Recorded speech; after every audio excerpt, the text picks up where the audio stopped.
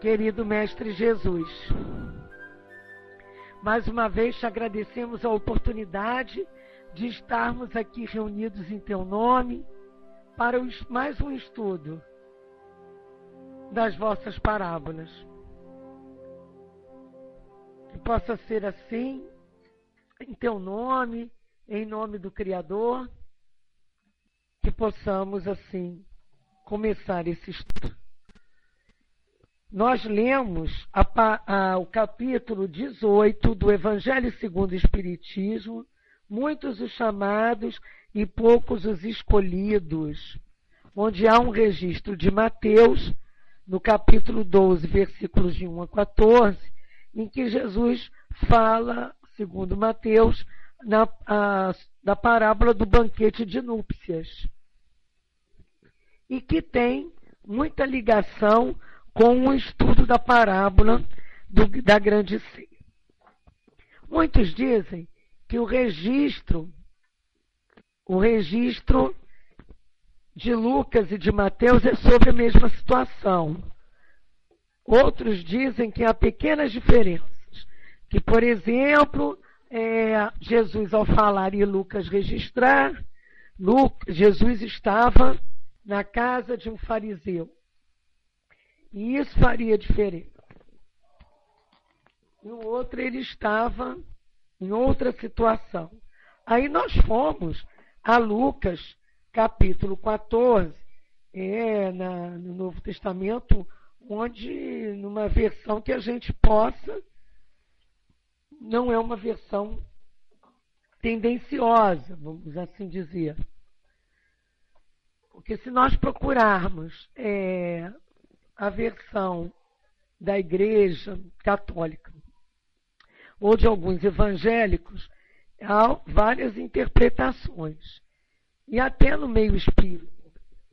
Mas o que importa é como Kardec nos ensina. É o conteúdo, o cerne da orientação da parábola. Nós não podemos esquecer, e isso nós já vimos aqui logo no início, quando começamos a estudar esse livro, quando há lá um preâmbulo no início do livro, ou quando há na primeira parte um artigo, as parábolas e a sua interpretação, nós vimos que a parábola é uma alegoria que contam preceitos de moral, onde constam preceitos de moral. É uma narrativa que tem por fim transmitir verdades indispensáveis de serem compreendidas. Então, o que importa é a verdade que está aqui, que Jesus quis passar para todos nós. Lá em Lucas, capítulo 14, nos versículos 16 a 24, nós encontramos o seguinte: um homem deu uma grande ceia e convidou a muitos. E à hora da ceia, enviou o seu servo para dizer aos convidados: vim, tudo já está preparado. Começaram todos a escusar-se. Comprei um campo, disse um, preciso ir vê-lo. Rogo-te que me deis por escusado. Comprei 5 juntas de bois, disse outro, e vou experimentá-los. Rogo-te que me deis por escusado. Casei-me, disse outro ainda, e por isso não posso ir. O servo voltou e contou isso ao seu senhor. Então, irado o dono da casa, disse ao seu servo: sai depressa para as ruas e becos da cidade e traze para aqui os pobres, os aleijados, os cegos e os coxos. Disse o servo: Senhor, feito está o que ordenaste, e ainda há lugar. Respondeu-lhe o Senhor: sai pelos caminhos e atalhos, e obriga a todos a entrar, para que se encha a minha casa. Porque vos declaro que nenhum daqueles homens que foram convidados provará a minha ceia. Nós encontramos lá no Novo Testamento, antes do versículo 16, o seguinte: Jesus, peraí, deixa eu só mostrar que nesse capítulo 14 de Lucas, começa assim: aconteceu num sábado que, entrando ele em casa de um dos principais dos fariseus para comer pão, eles o estavam observando. E eis que estava ali diante dele um certo homem hidrópico. E Jesus, tomando a palavra, falou aos doutores da lei e aos fariseus, dizendo: é lícito curar ao sábado? Aí vem aquela história: qual será de vós que, caindo no poço em dia de sábado, né, o jumento ou o boi, não tire logo? E aí Jesus foi trazendo tudo isso. E foi quando fizeres convite, chama os pobres, aleijados, mancos e cegos. Serás bem-aventurado, porque eles não têm com que tu recompensar, mas recompensado te será na ressurreição dos justos. Aí, ouvindo isso, os dos que estavam com ele à mesa, disse-lhe: bem-aventurado que comer pão no reino de Deus. Porém, ele disse, aí ele vem com essa história, que a gente acabou de ler. Então, a gente vai segurar isso aqui um pouquinho. E vamos lá para o Evangelho segundo o Espiritismo e lembrar a parábola do banquete de núpcias, que é registrada, parada das bodas de festim, né? Que é registrada por Mateus, no capítulo 22, de 1 a 14. Só um minutinho para me pegar aqui, vamos lá. Então, nós temos aqui, em Mateus, o seguinte: Jesus, falando ainda por parábola, lhes disse: o reino dos céus é semelhante a um rei que, desejando fazer as núpcias de seu filho, enviou os seus servidores para chamar aqueles que tinham sido convidados para as núpcias, mas eles se recusaram a ir. Então o rei ainda enviou outros servidores com ordem de dizer de sua parte aos convidados: preparei meu banquete, fiz matar meus bois, papapá, papapá. Eles, porém, desprezaram o convite. Os outros se apoderaram de seus servidores e os mataram. E aí tem mais. Então o rei lhes disse aos seus servidores: o banquete das núpcias está pronto. Mas os que para ele foram chamados não eram dignos dele. E depois as encruzilhadas, chamais para as núpcias todos aqueles que encontrares. E aí ele vem e diz que não deixasse lugar nenhum, que aí entrou alguém que não estava vestido com as núpcias, né, com a roupa adequada, a roupa nupcial. E aí essas alegorias todas nos mostram que Jesus faz comparações. E quando Mateus registra isso, Lucas registra ele na casa de um fariseu, né? Mas Mateus, lá no 22, vamos mostrar o início do capítulo 22 para ver aonde estava Jesus. Então Jesus, tomando a palavra, tomou a falar em parábolas. E aí vem igualzinho. Vou voltar lá acima. Eu vos digo que o reino de Deus será tirado e será dado a uma nação que deu os seus frutos. E quem cair sobre esta pedra, despedaçar-se-á. E aquele sobre quem ela cair, ficará reduzido a pó. E os príncipes dos sacerdotes e os fariseus, ouvindo estas palavras, entenderam que falava deles, e pretendendo prendê-lo, recearam o povo, porquanto tinham por profeta. Então Jesus tomou a palavra e falou por parábolas. Então vejam que é um outro contexto. contexto é outro, mas há falas em que nós vamos discutir aqui, no bom sentido. No bom sentido. Então, como é que Caibar Schutel traz para nós essa questão? Nos muitos os chamados e poucos escolhidos, que é o nome do capítulo do Evangelho, do Segundo Espiritismo, capítulo 18, onde está a parábola do festim de bodas, né? Ou parábola do banquete de núpcias, ou a parábola do casamento, ou parábola da grande ceia, nós verificamos que há alertas para nós. Vejam bem. Um homem deu uma grande ceia. Diz aqui que Lucas falou. Ou, o reino de céus é semelhante a um rei que, desejando fazer inúpcio seu filho, enviou seus servidores. Falou lá em Mateus que Jesus diz. Esse homem é Deus. Esse rei, o dono do céu. E essa ceia, essa núpcia, esse banquete, né? São as bênçãos do reino dos céus.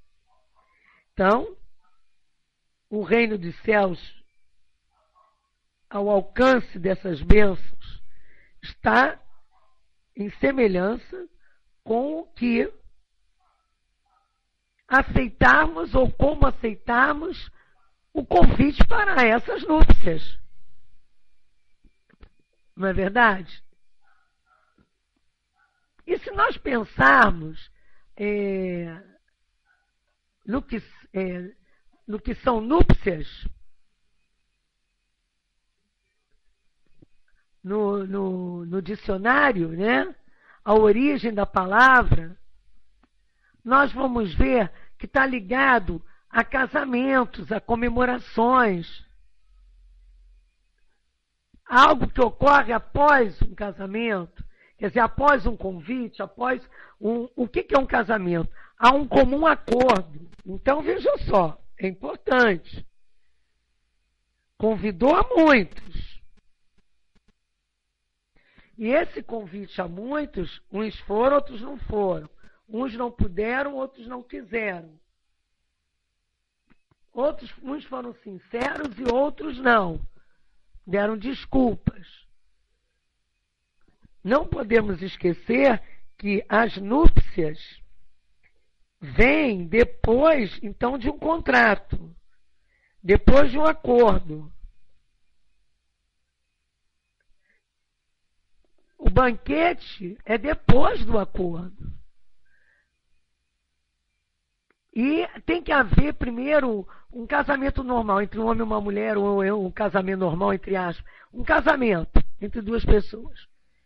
Tem que haver algo que as ligue.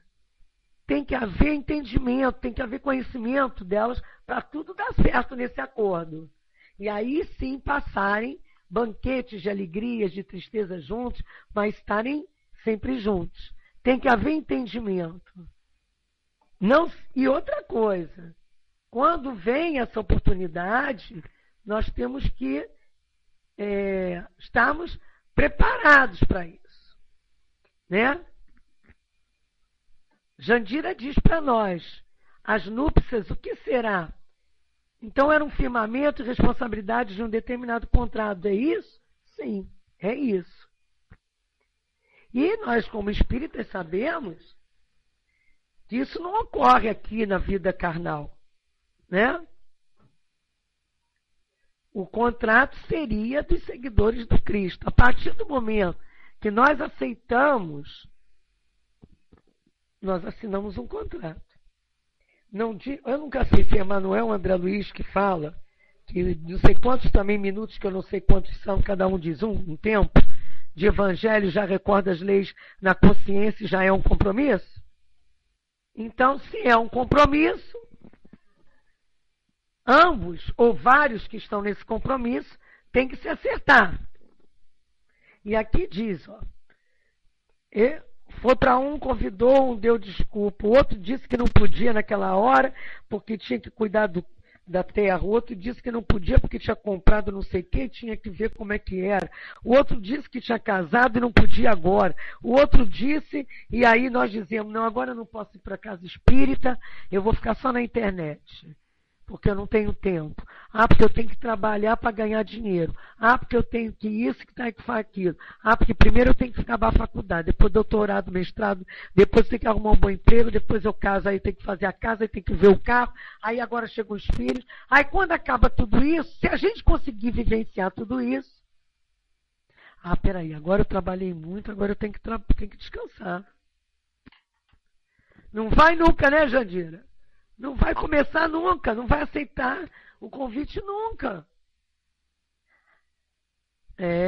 Já desencarnou e fica do outro lado, como é que fica?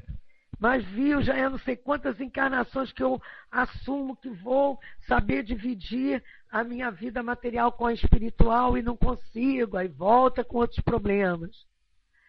Isso, Jandira. Ou então, Jandira é uma companheira que está aqui participando interativamente conosco. Os outros estão caladinhos, para depois o pessoal que escutar no YouTube pensar que eu sou maluca falando aqui o nome de alguém, né? Não, gente. Mas aí a Jandira diz assim, aí depois a gente fica assim, ah, se eu soubesse naquele dia o que eu sei agora. Pois é. Nossa. Jandira, pode nos mandar que o espiritismo.net aceita como doação seus artesanatos para levarmos para os congressos que nós vamos e armamos um estande para divulgar o trabalho. Agora mesmo tem um congresso do Rio, agora mesmo não, em outubro. Mas tem agora no Maranhão, o pessoal está indo. Né? O pessoal está indo agora. Aqui diz, aí, nós temos também essas escusas até hoje. Até hoje. Né? Nós temos dificuldades mesmo de assumir um compromisso. Olha, no outro dia eu escutei de uma amiga assim, ai, eu admiro que você não vê a novela para ficar falando na internet. Ai.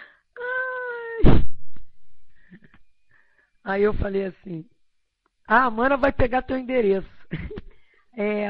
Falei assim, olha só, não tem que admirar não, é minha obrigação. Ou então, já aconteceu várias vezes, às vezes a gente no atendimento fraterno na casa espírita, aqui na online também, aí a pessoa, mas eu não tenho tempo, eu tenho que melhorar, depois eu vou.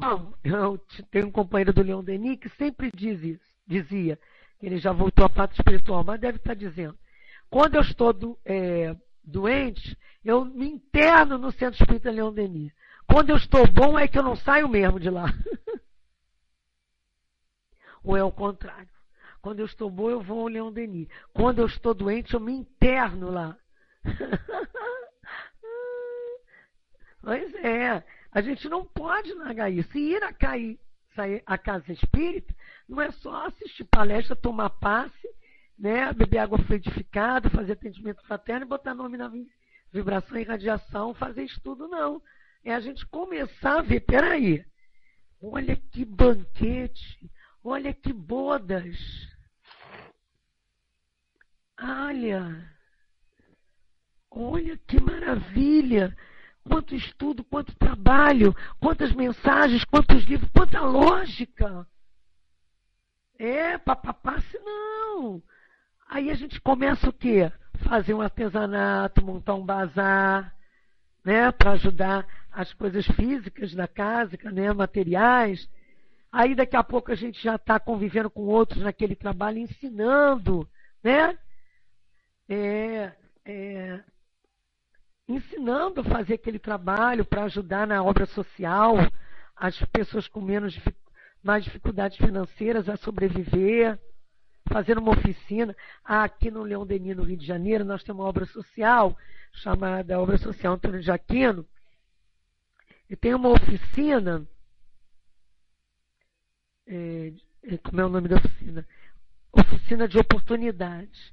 E aí as voluntárias vão lá E que maravilha, Jandira também é voluntária com crianças no abrigo e ensina artesanatos. Oh, que maravilha. A minha casa? Claro que eu conheço, Jandira. Em Campo Grande, aqui no Rio? Nossa, eram amicíssimos do presidente da minha casa. Já dei palestra lá. O centro espírita deles é núcleo Leon Denis, não é? Fica assim do lado esquerdo na frente. Pois é. Aquele trabalho ali eu já conheço há muito tempo. A minha casa é a fundadora desse trabalho tipo Casas Lares. Ela é muito amiga do presidente do Centro Espírita Leon Denis. Muito bom. E eu conheci esse trabalho antes de ser espírita. Eu conheci esse trabalho através da FUNABEM quando eu fazia visitas às ONGs para ajudar a fazer projetos e auxiliar no apoio federal a nível material. Lá é maravilhoso.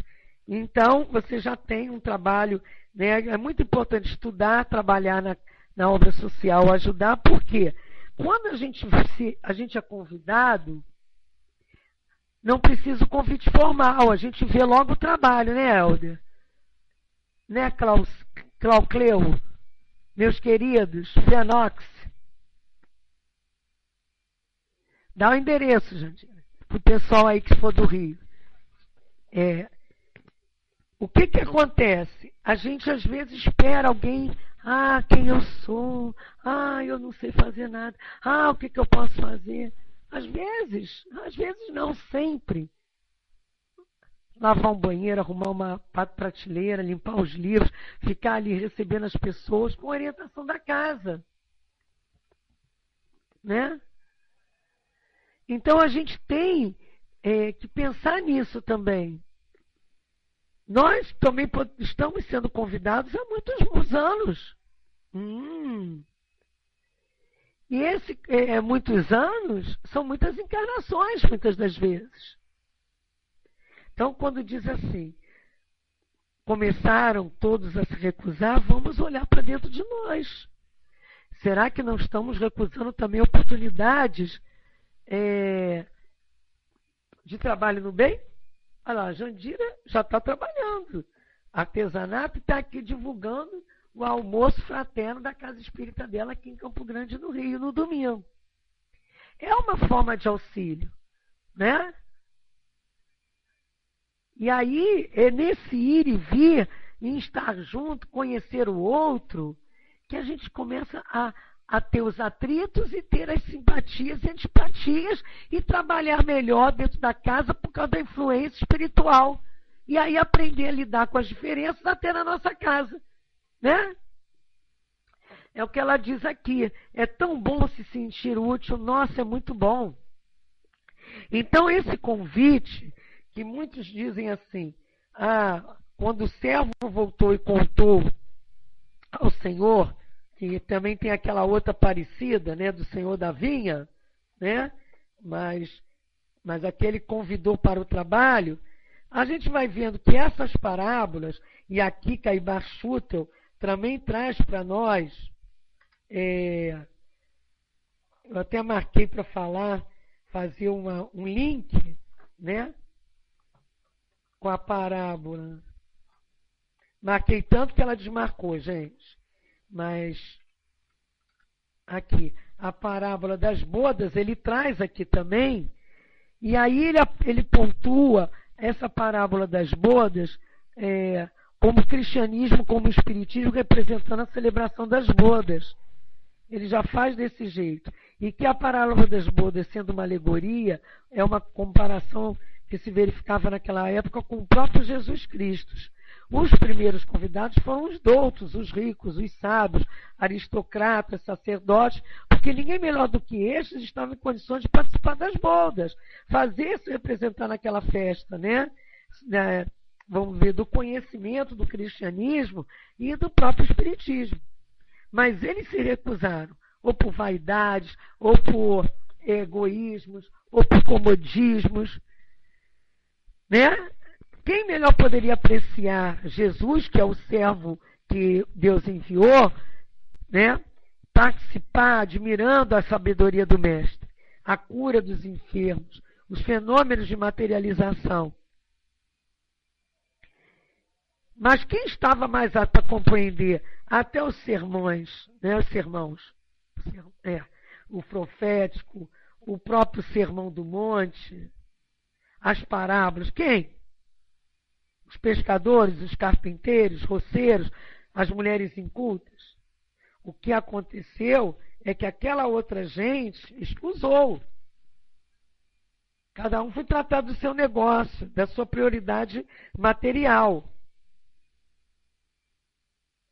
O sacerdócio romano, protestante, que agarram os servos encarregados do convite, ultrajando, né, essas situações. Tanto que o cristão tinha que ficar escondido. Quantos foram para a fogueira?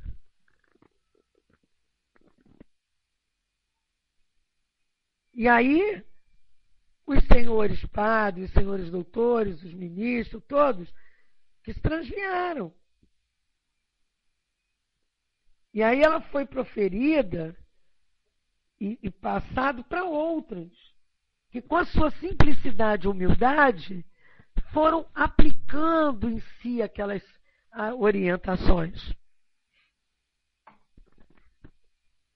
Então, essa é mais ou menos também a colocação para a parábola da grande ceia, parábola do banquete de núpcias, que tem aqui no Evangelho, né? Que mostra para nós os enviados do rei, sendo os profetas, que vieram convidar as pessoas para o caminho da verdadeira felicidade, o povo hebreu, os israelitas, né? Mas não foram ouvidos os profetas. Foram desprezados, muitos foram até massacrados. Por isso que ele diz aqui na parábola do banquete de núpcias, diferentemente do que registrou Lucas na parábola da grande ceia, muitos seus servidores foram, vamos dizer assim, trucidados. Então, como os judeus acreditavam que a sua nação devia adquirir a supremacia sobre todas as outras, porque Deus não teria assim prometido a Abraão que a sua, vamos dizer assim, posteridade cobriria toda a terra. Então, antes da vinda do Cristo, à exceção dos hebreus, todos os povos eram idólatras, politeístas. Já eles eram monoteístas. Isso favoreceria o entendimento do cristianismo. Foram os primeiros que praticaram o monoteísmo, né? Mas eles também se recusaram a entender. Pois é, tem que se vestir a túnica. Hoje a gente brinca, né? Quando fala aqui em túnica nupcial, quando na parábola, a parábola realmente das bodas, como Mateus registrou, e está no Evangelho segundo o Espiritismo, e que também Caiba Schutel, nesse livro, Parábolas e Ensinos de Jesus, comenta, antes dessa, que ele também traz com o registro de Lucas, ele traz para nós sobre essa questão de tem que se vestir a túnica nupcial, né? Porque na outra ele deixa isso claro. Então, era costume antigo de se usar para cada ato, cada cerimônia, uma roupa de acordo, né? Haviam exigências sociais. E a veste de núpcia simboliza o amor, a humildade, boa vontade, né? Em preservar e encontrar a verdade, ter pureza de intenções. Não é o interesseiro, o mercador, o astuto, né? Que vai estar com essa veste. Então, é como lá Cláudio nos colocou, né? Tem que se vestir essa túnica, tem que se estar preparado, tem que ser. Hoje a gente diria assim, olha, veste a camisa, de uma forma mais popular, né? E aí, quando o servo volta, conta a Deus isso, o servo sendo Jesus, vamos assim simbolizar, e aí Deus manda que se espalhe para todos os ventos, vem a doutrina espírita, por todos os cantos do mundo, os fenômenos estão acontecendo, a terceira revelação, e aí eclodindo, né? Então a gente pensa, essa parábola da grande ceia, foi o povo de Israel os primeiros a recusar, os escribas, os fariseus? Quem? E hoje? Quem está recusando? Caivá traz bem claro que o apego ao mundo priva o homem das bênçãos de Deus. Está aqui. E ele diz que certa vez, encontrando Jesus, um moço de qualidade rico, que observava todos os mandamentos, mas não observava o principal dos mandamentos, que se constitui do desapego das coisas do mundo, disse a ele, lembram disso? Ele disse, é mais fácil um camelo passar pelo fundo de uma agulha do que um rico salvar. É muito difícil a gente sair da zona de conforto, do nosso comodismo, né, Cláudio? Cláudio de Sorocaba, Jandira, de Campo Grande, no Rio, Mana, lá de Anápolis, em Goiás, Fênix, Helder, meus queridos, é muito difícil.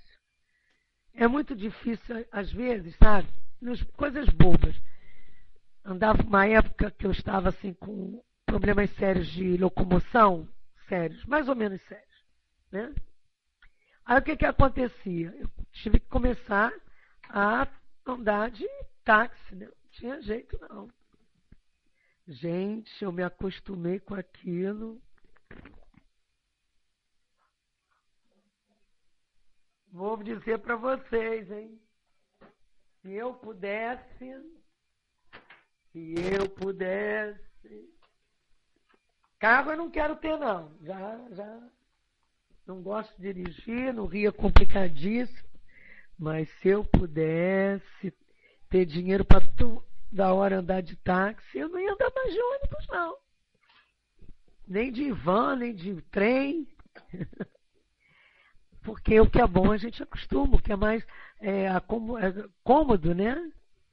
Então, a gente entende quando a gente tem um certo conforto, tem certas regras, está acostumado com certos lazeres, com certos gastos, certos vícios e paixões, largar o dito cujo. É muito complicado. Muito complicadinho. Abrir mão de certos hábitos antigos, né? Nós estar alertas para isso. Muito alertas. E ele traz mais. O homem superior, o espírito evoluído, jamais prefere os bens da terra. É a tal que está lá no Evangelho. É o buscar da verdadeira riqueza. O buscar, ele diz aqui no parágrafo. Olha. No 5º parágrafo da lição, ele diz assim para nós: ele sabe atender com solicitude a todos os apelos do alto, embora se arruinem os campos, fiquem os bois sem serem experimentados e se transfira o casamento. A gente tem que ter esse cuidado, né? Igual aquele que encheu o seu celeiro e a morte o visitou, não foi?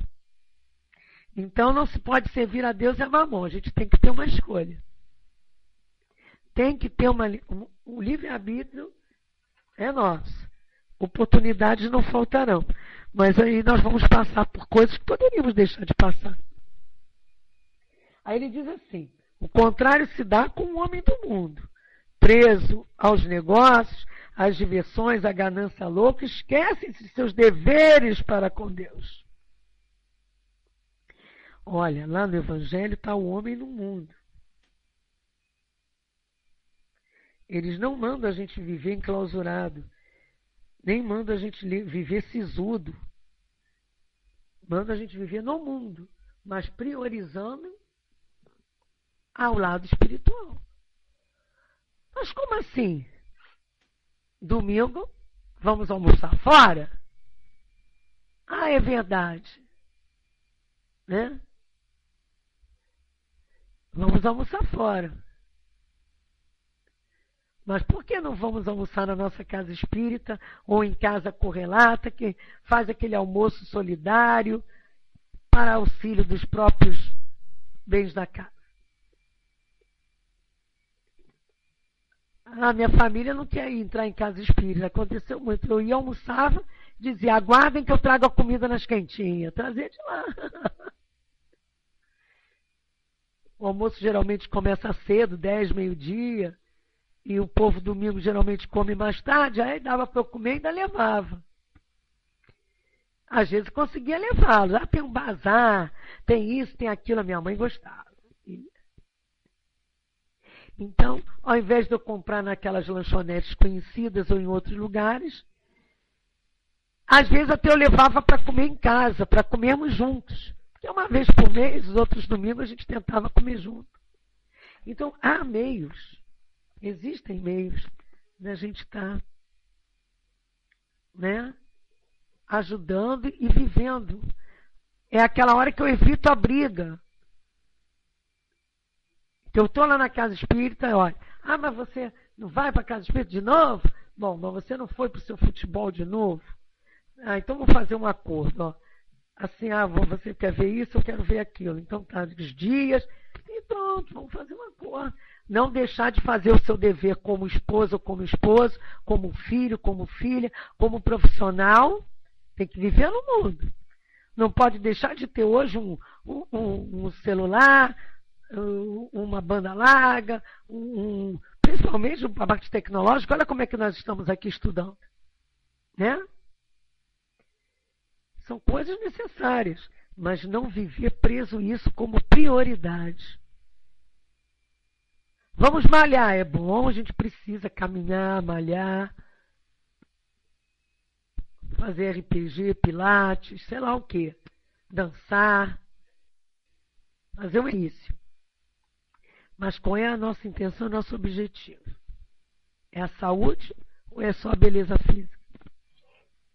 Que dura pouco. Então, quando eu não esqueço meus deveres para com Deus, quando eu não passo por cima do outro para ganhar as coisas, quando eu me coloco no lugar do outro, eu vou fazendo o que ele diz aqui, seus deveres para com Deus, para com o seu próximo. Seus deveres para consigo mesmo. É só ir lá no Evangelho e ver o que é dever. Tem lá em Leon Denis também, problema do ser do destino e da dor, se não me engano, depois da morte também. Eles falam do dever não como obrigação, sacrifício, mas o dever como responsabilidade e compromisso. O dever como objetivo de progresso como espírito. É o dever moral, que é o que permeia todos os demais.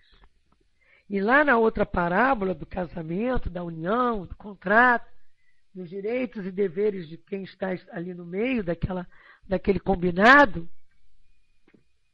também está claro para todos nós isso. E ele diz a mais, dos deveres espirituais que se tem realizado no mundo. Nós sabemos que o planeta de provas e expiações está mudando para a regeneração. Vamos ler A Caminho da Luz de Emmanuel. Mas A Caminho da Luz. Vamos ler a Gênese, Nova Geração, lá no final. Vamos ler Transição Planetária, com Divaldo Pereira Franco, para colocar cada vez mais em nossas mentes que está transitando e que nós temos que saber transitar. Nesta parábola, Jesus faz alusão às suas próprias prédicas, que se constituem no banquete espiritual, a diversidade de ensinos sistematizando a bela e excelente doutrina cristã, são os pratos variados da grande mesa, em que todos podem fartar-se, para não mais sentir aquela fome de saber. Todas as religiões nos mostram o que, gente? O bem, né, mano? O amor. Olha lá.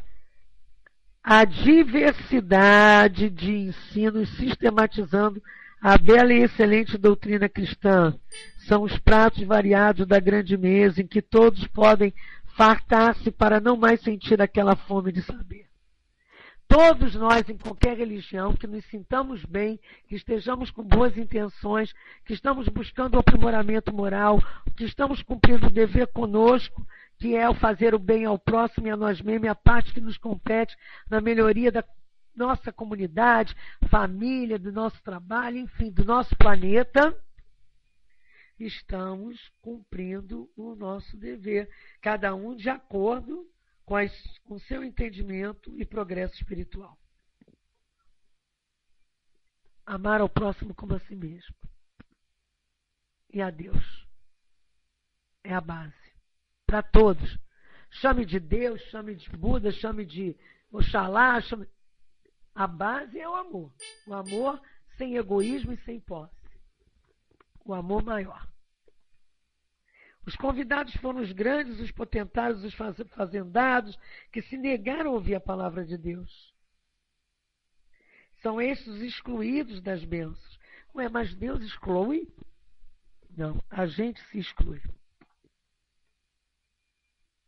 Mas, como ele também disse que nenhuma ovelha se perderá, um dia reencarnou neles, em nós. Reencarna, desencarna. Aprende lá, aprende cá. Isso, Cláudio, aprender a respeitar para o saber. Até a respeitar, né, respeita. O outro é saber. E é o nosso dever. Um come um prato mais quente, mais rápido, outro come mais frio, demora mais, o outro come um prato cheio, outro come um prato mais vazio. O prato aí é o saber. É o conhecimento. Uns gostam de prato fundo, vão se aprofundando nos estudos, outros gostam só na superfície do trabalho, dos estudos, mas todos já têm que estar nesse banquete. E com boa intenção, com busca da verdade, com simplicidade e humildade. Aí é que mora a situação, porque aí é que está a veste nupcial, como a outra parábola nos enfatiza. Aí ele fala aqui que os pobres, os coxos, os aleijados, cegos, são os que não têm campos, não têm bois para experimentar, não. São os que têm menos oportunidades. Mas a palavra de Jesus não exclui eles. Exclui todas as honras, etiquetas e preconceitos terrenos. Para nos chegarmos a ele, precisamos nos comparar a uma criança que não tem ideias preconcebidas. E ele buscou quem depois? Jesus, através de Jesus. Os pescadores. E acataram. Né? Sentindo tão magnetizados por tudo que Jesus trazia, que trabalhavam num horário e no outro iam em frente. Porque isso é um outro erro. A gente acha que os discípulos largaram as pescarias, largaram tudo e foram atrás de Jesus. E que a gente, para servir, tem que largar tudo e ir para dentro de uma igreja, ou ficar isolado, ou para dentro da casa espírita. Né? Não. Eles continuaram sobrevivendo, cumprindo seus deveres com as suas famílias. Pedro lá com a sogra, com as dificuldades de relacionamento com a sogra, que a gente vê lá no livro Jesus no Lar. Né? Eles entre si que brigavam muito também, por causa das suas diferenças de cultura, de ideia, de pensamentos. Né? O outro que recolhia impostos, o outro que não sei o quê, todo mundo continuou nos seus trabalhos, pescando, mas não deixaram de seguir o Cristo, de aprender com o Cristo, de tentar se modificar com o que aprenderam e passar, multiplicar o conhecimento. Não botaram a candeia debaixo do alqueire. E ele diz aqui, e essa palavra não passou. A mesa continua cheia de manjares de várias qualidades, capazes de satisfazer os mais exigentes paladares, assim como os grandes do mundo. Os proprietários de campos e de bois continuam recusando-se a comparecer. E o pior é que o convite pode virar não mais um convite, né? enquanto estamos sendo convidados. Daqui a pouco vai ter que ser na compulsória. Ou vamos para um outro mundo de provas e expiações. O convite pode virar intimação. Porque o Senhor nos dá corda, mas tem uma hora que até por misericórdia Ele nos dá uma compulsória. Reencarna de forma compulsória. Então a parábola é a figura do que acontecia na época do nascimento do cristianismo. E é a figura do que acontece nos nossos tempos. Os graúdos deste mundo não querem responder ao apelo que lhes faz, por isso que se lhes faz. Por isso, os pequenos e deserdados enchem a mesa, embora, como disse o servo encarregado do convite, ainda há lugar para os que quiserem comparecer. Que ele diz isso. Senhor, ainda há lugar. E aí, lá no final da parábola, né? Aí ele diz, sai pelos caminhos e atalhos e obriga a todos a entrar. É a compulsória. Mas aqueles que não tiverem, aqueles que foram convidados e não entenderam, não vão entrar assim não. Nem obrigados. Vai ter que mudar. O cristianismo, em seu complemento espírita, realiza novamente esse chamado, e estamos certos de que todas as ovelhas que constituirão o único rebanho do Supremo Pastor ouvirão os incessantes chamados, né, e atenderão com solicitude. A gente, quando vê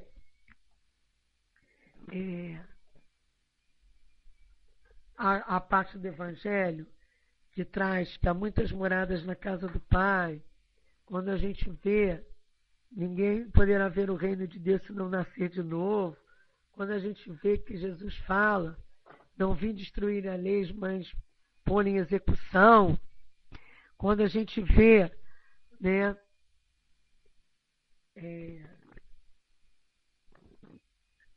no Livro dos Espíritos, a 132, do objetivo da encarnação, da parte que nos compete de aprimoramento ao nosso planeta, quando a gente lê lá em Brasil, Coração do Mundo, Pátria do Evangelho, a oportunidade que nós brasileiros estamos tendo, é mais uma oportunidade mais ampla, né, com a divulgação da doutrina, com as possibilidades de estudo até online. Nossa, nós não podemos mais negar. Esse convite já está assim, já veio de várias formas, né? Às vezes, aquilo que a gente escuta muito, né? O companheiro vem, eu vou lá no centro, você não quer ir comigo? Bota o meu nome. Nunca vai. Chega uma hora que vem a dor, vem a não explicação de certas coisas, aí a pessoa acaba querendo ir. Mas ela já recebeu o nosso papelzinho que a gente levou, esses papeizinhos com os textos, né, espíritas. Nós já falamos da internet, já demos o site, os portais, já falamos, já aconteceu assim, uma situação como Jandira agora que bateu o pessoal aqui em casa, eu digo, entra e fica aqui comigo. Se a pessoa não quer de jeito nenhum, eu digo, então depois a gente se fala. Pois é, Jandira, se não vai pelo amor, vai pela dor. Vai pela dor. E tem gente que mesmo indo pela dor, ou às vezes nós já passamos por isso, aí é que a gente vai, mas se não ficar curado no espetáculo, a gente quer um espetáculo, a gente quer milagre, quer sobrenatural. Se isso não acontece, pronto, a gente se revolta mais ainda. Nós queremos mandar na lei de Deus. Eu também, gente. Olha, eu posso dar minha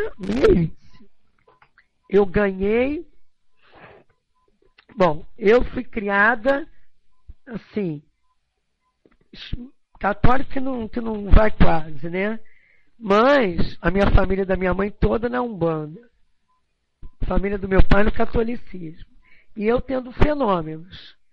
Então, eu ia para a igreja, padre brigava, falava com meu pai, fazia eu, como é que se diz? Rezar, né?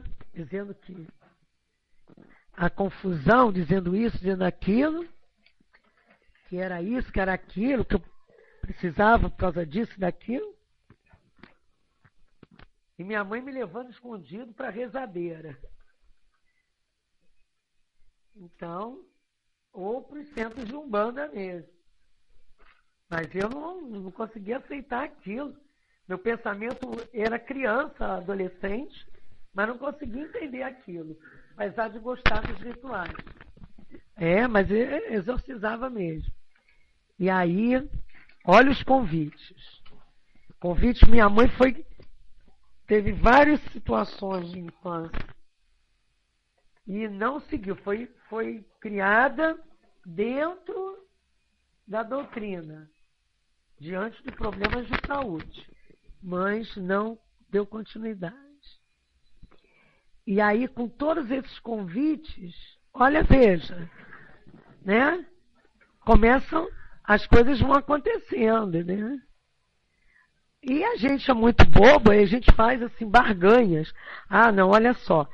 Depois, aí eu me lembro que eu tinha umas doenças, eram umas confusões danadas. Aí vieram novos convites. Mas aí eu dizia, mas eu quero me formar, eu quero ir me casar, eu não quero ficar dentro de casa de centro, não sei o quê. Aí ia passando o tempo. Aí eles davam, eu ia um pouco e largava. Ia para a igreja, ia para centro, não ia na igreja, ia mais a centro, eu gostava mais de centro.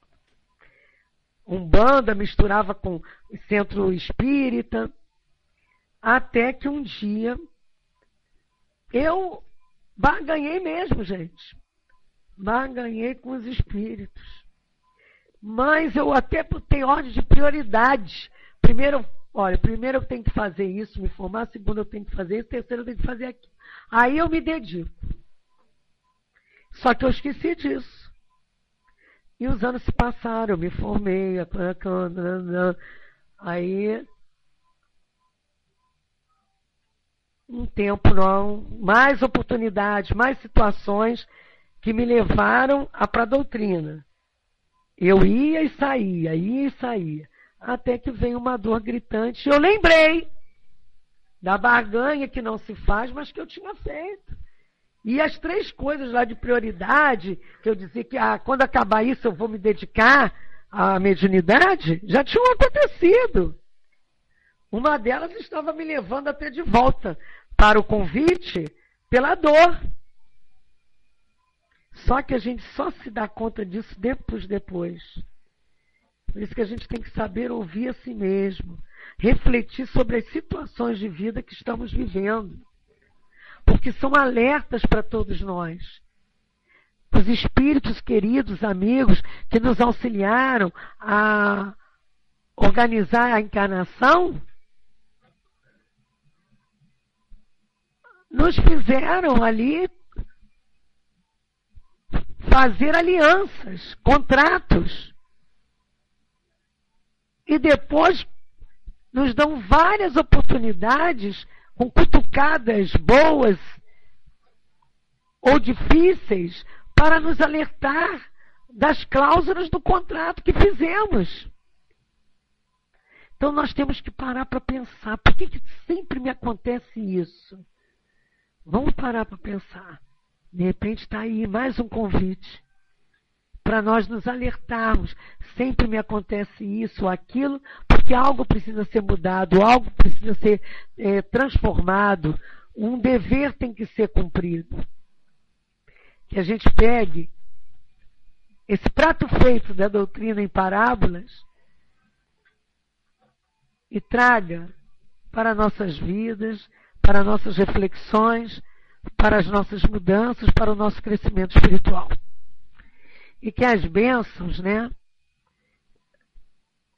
desse querido amigo, Caibá Schutel, que é o nosso patrono do Espiritismo.net, da Associação Espírita Caibá Schutel, que tem no seu bojo esse trabalho espiritismo.net, nesta sala, e como proposta maior, a produtora espírita, a Web Rádio Espírita, a TV Web Espírita, a divulgação da doutrina espírita, que esse amigo querido, esse desbravador, esse bandeirante do espiritismo, receba agora de todos nós o nosso carinho, o nosso agradecimento por ele ter recebido os convites, ter aceito os convites e ter realmente cumprido e participado desse festim, dessa bodas, dessa ceia grandiosa que é vivenciar as leis de Deus no dia a dia. Que nós possamos trabalhar em nós, conhecer a nós mesmos, nos auto-modificarmos, tentarmos progredir nesse sentido moral, porque só assim nos sentiremos bem-aventurados. Só assim cumpriremos a nossa tarefa na reencarnação. Graças a Deus.